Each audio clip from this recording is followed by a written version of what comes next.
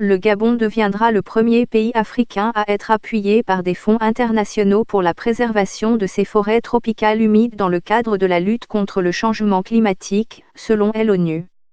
La Norvège versera au Gabon 150 millions de dollars US sur une période de 10 ans pour réduire la déforestation et préserver ses forêts naturelles afin qu'elles puissent absorber le dioxyde de carbone.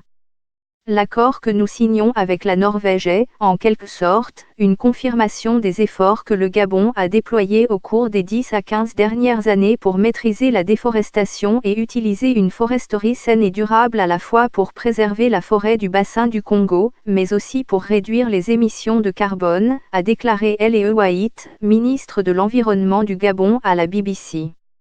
Selon les clauses de l'accord signé dimanche, la Norvège paiera au Gabon 10 $ pour chaque tonne de carbone non émise, par rapport à la moyenne annuelle du pays d'Afrique centrale entre 2005 et 2014, et jusqu'à un montant maximum de 150 millions de dollars sur 10 ans, selon l'AFP.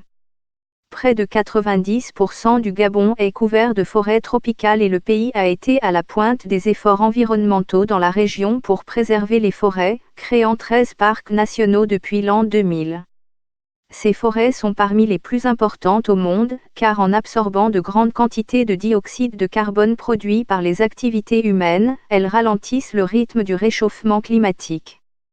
Mais le Gabon a récemment été impliqué dans un scandale majeur impliquant des bois feuillus tropicaux exploités illégalement.